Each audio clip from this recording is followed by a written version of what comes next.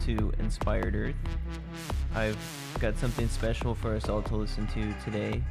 I think that we are all going to be excited to listen to this one. So we're going to be talking about a experience I had in 2020 or 2015, and next year's 2025. So it's going to be the 10th year anniversary coming up.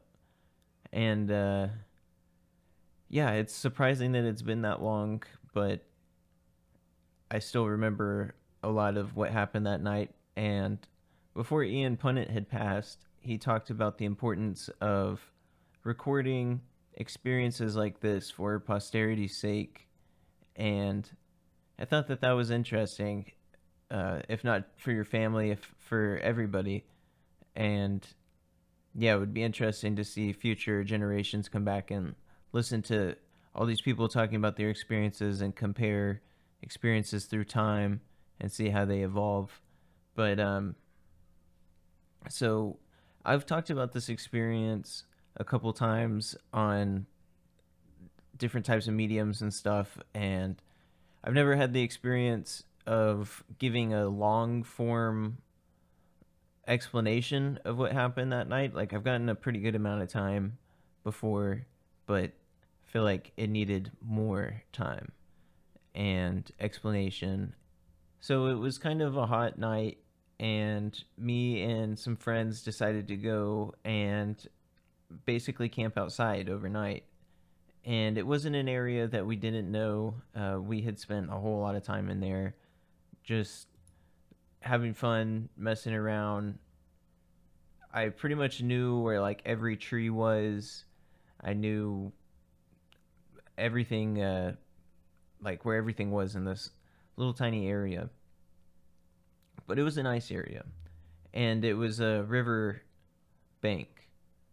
And yeah, I don't want to give the exact location away. And there's some parts of this story that I will have to change for privacy, for like the people that were there, to change their names and some details of the story. But primarily, I'm going to be just saying exactly what happened. And yeah, hopefully one day I'll be able to talk more about the details that I'm not able to talk about. But if that day ever comes, it will be obvious why I was not able to share 100% of everything. But this is going to be like 90% of what happened that night. So it's a hot night, and we're walking in, and there's no clouds at all. And as we're trekking into this little campsite near the river, there's a single strike of dry lightning. And I mentioned to my friends, like, hey, I've read online that dry lightning can be in the area and associated with UFOs and paranormal type of stuff.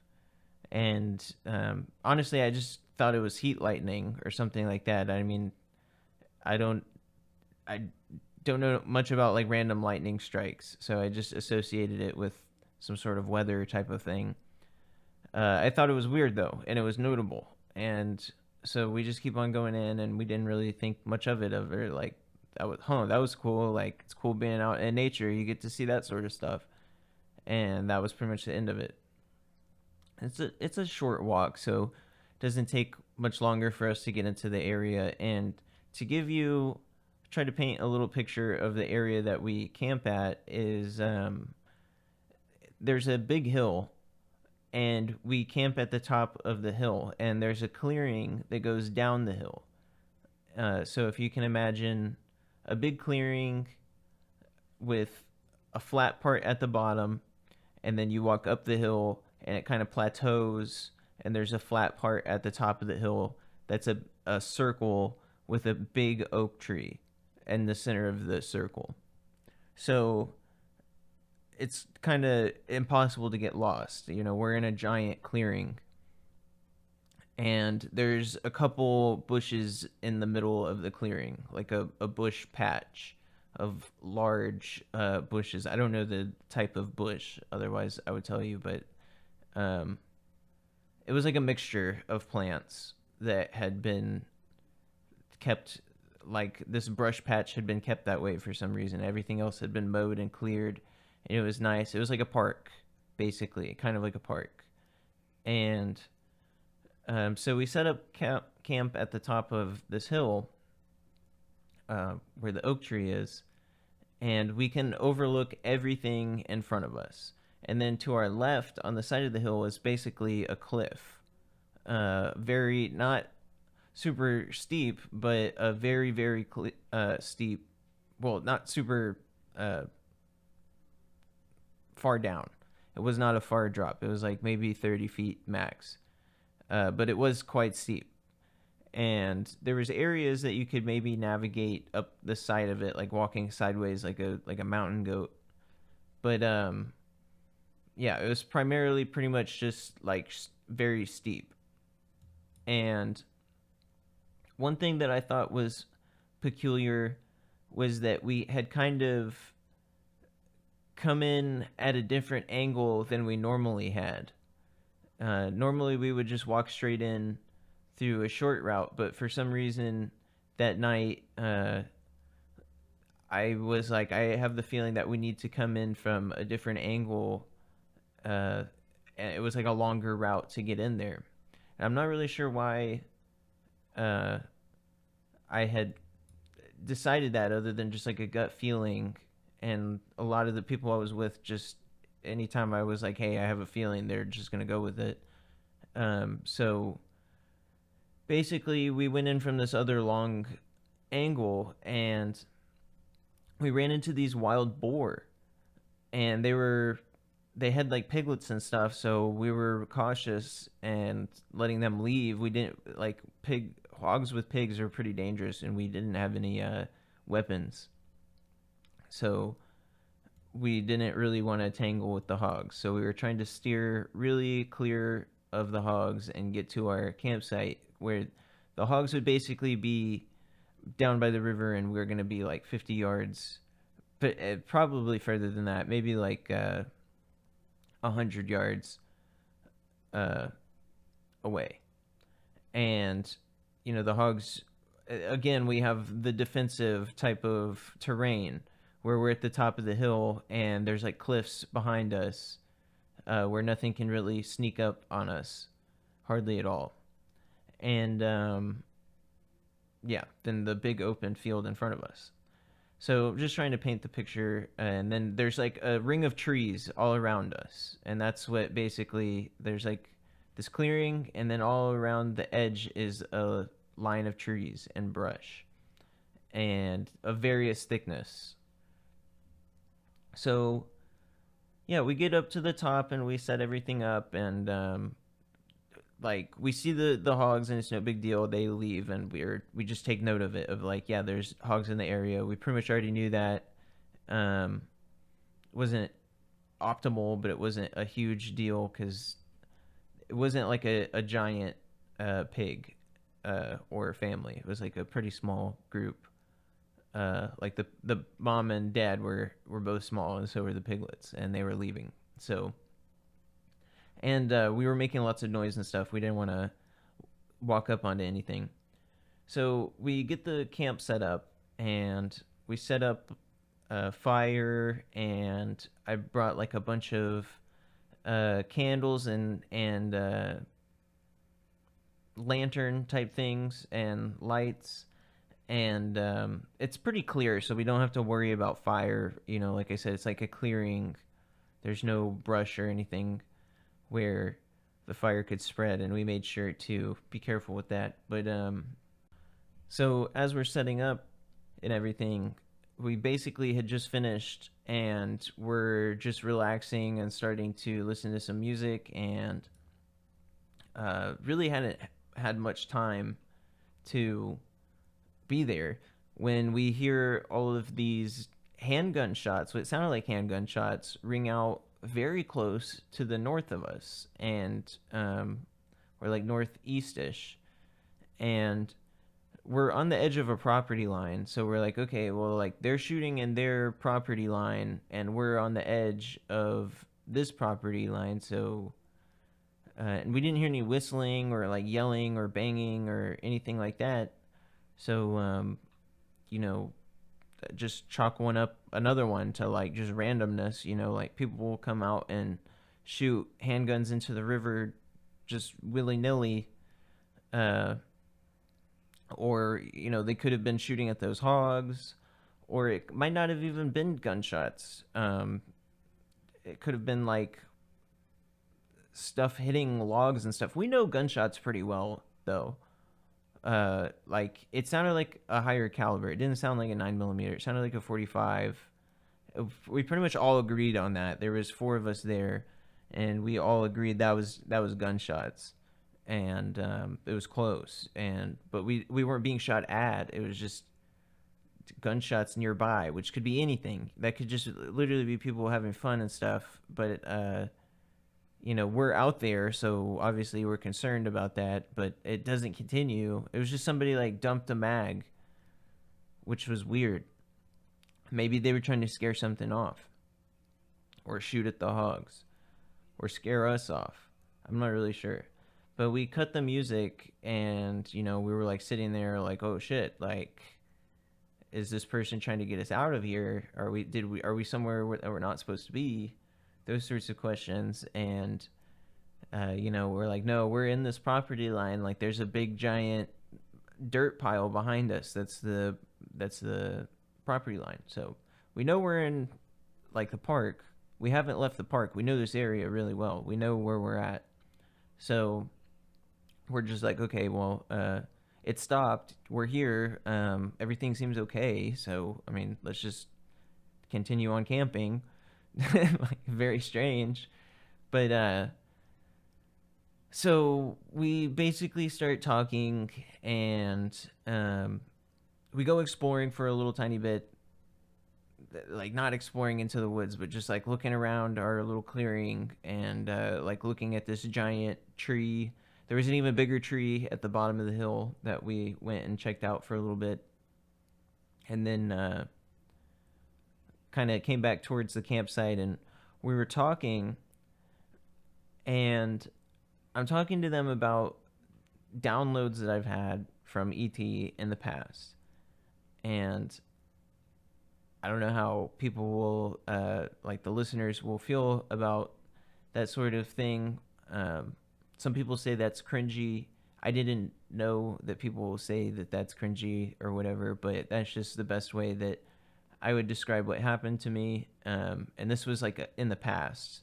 I've had several instances where I've just had spontaneous cognition of information, really in-depth types of things that are just given to me, and I would call that a download, because it's not like I was processing those thoughts. It was just like instant snap of the fingers. I understand this whole concept top to bottom.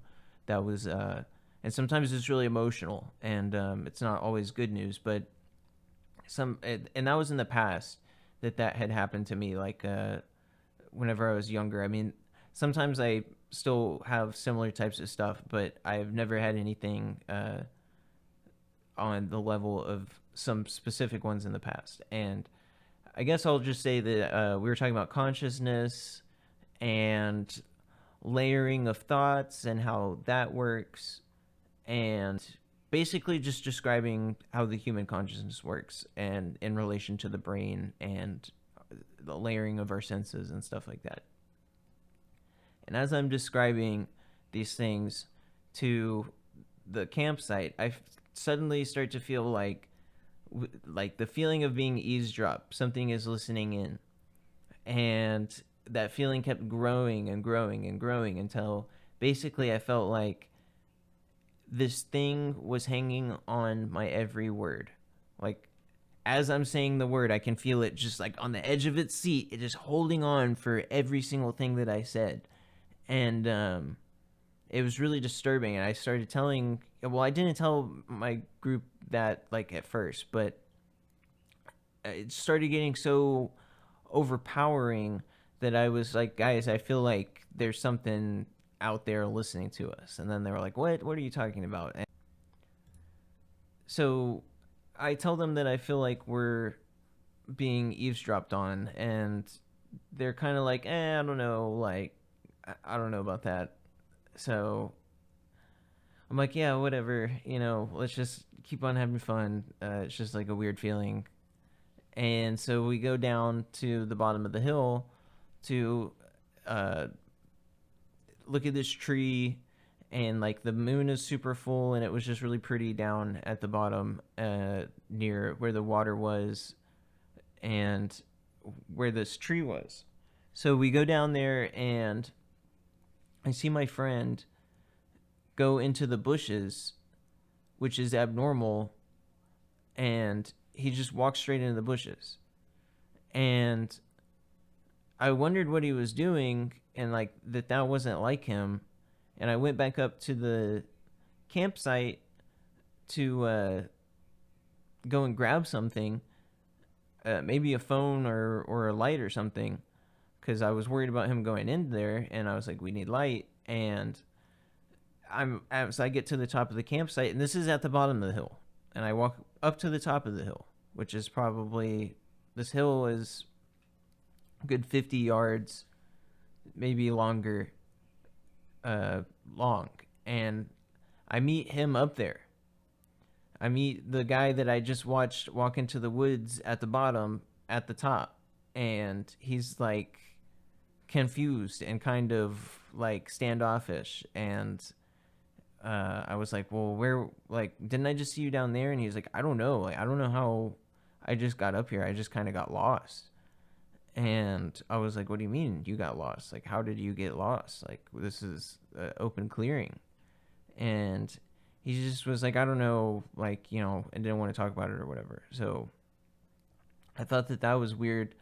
And I was like, I just saw you walk into the woods down there. And he was like, no, like, I was walking around up here. Like, I got lost at the top of the hill. And this is not a guy that could like run super fast. And if he did, he would be out of breath. And he wasn't. He wasn't out of breath. But he did look concerned and like freaked out. And this is not a person that gets concerned or freaked out very easily over nothing. So I thought that was weird. And I'm like, okay, well, let's go down to the bottom of the hill and get with everybody else. So when we get down there, they're looking for us, and we tell them, like, hey, I found James. He was the one that walked off, and I found him up top, and like, we're back now. And they say, well, have you seen Luke? Because whenever James walked into the brush, Luke followed him, and then Luke came back out and was asking for me. He was asking for me, Brendan. Like, they're telling me this. And that freaked me out. And so I'm feeling like basically nobody should split up at this point, and we should all stick together and all turn on the lights. And it's not typical for people just to walk off into the woods. Like, these are not people that are just, so what's up with everybody just like mysteriously walking off into the woods? And so we go back to the top of the campsite, and James is up there, and he said that he's been up there the whole time. And again, this is not somebody that could run and be that pretty much everybody there was pretty out of shape. And yeah, there was nobody that could have like been running around without getting out of breath, especially in this clearing and stuff. So we get up there, and James was like, I was looking for all of you guys. And down there at the bottom, everybody else is like, well, didn't we just see you at the bottom of the hill, and you were asking about Brendan, and you had your phone in front of your face, blocking your face, and you were like texting or like on your phone. You wouldn't get off your phone, and you had it in front of your face. And he was like, no, I didn't. That wasn't me. And we asked him what color his phone was, and he said that it was like white, and the one that person had was black, or vice versa. I can't remember anymore, but it wasn't the same color as the phone that he had. It was the one that the thing was holding at the bottom of the hill was the opposite color of what he had. but none of us knew that. None of us knew what color his phone was. So it was almost like it didn't matter what color it showed us. So yeah, that was really creepy, and I got the feeling that I couldn't stay still. Like I should not stay still. I was getting the feeling that I just needed to constantly keep on moving and run around and like turn on every single light. And during that time was the period that James was having this conversation at the bottom of the hill. And yeah, so that was pretty weird. So basically, we're all pretty freaked out at this point, and we're all talking about how nobody can leave. We all have to stay within sight of one another. And now the third person, the only person that hasn't gone missing, like other than me, the other two have gone missing and come back, but had experiences where they didn't know where they were, and conversations with things that look like them, that they said that they were not having those conversations, and they looked freaked out. They were not like joking around. This was getting real. And I feel like they were in denial about it, honestly, that they just didn't want to even like process what had happened, that they just disappeared and got lost randomly and got back. They were just like, well, I'm here now. So and these are also people that would not really be down to playing a joke like this. And to what end, like we were all freaked out. Maybe one of the people there would have played a joke like that, but there was no way that they could do that with all four of us. And we saw stuff that night that like there's no way that they could have done. So yeah, like there's no way that this was just like us pranking each other somehow. That's not possible. But so the third person that has not gone missing other than me, we'll call him Max. He starts to walk away from the campsite. Just gets up and starts walking away. And we're all like, hey, like you can't just walk away. Like, what are you doing? You can't just walk away. And as we're following him, he stops. He uses his left shoulder to block his face, and he's looking at us and like glancing back, using his left shoulder to block and letting us get closer. We're taking steps, we're following him, and then he keeps on going again. And we're like, hey, I know you can hear me. I can feel you listening to me. I can literally feel you listening to my sentence right now. Stop. And I'm like actually calling him like expletives and stuff, like in a friendly way, in an endearing way. I'm just like, hey, you whatever, just stop. And it stops again. Not like on command, but like after a couple steps.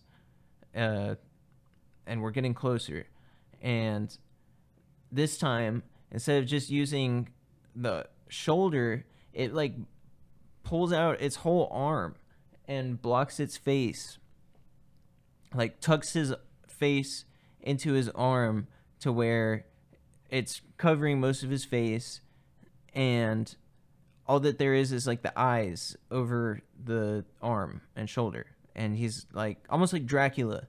Like if you know how Dracula holds up the cape to like block his face, that's literally what he was doing. But there's no cape, but he was using his arm to block his face like that. And I thought that was the weirdest thing ever.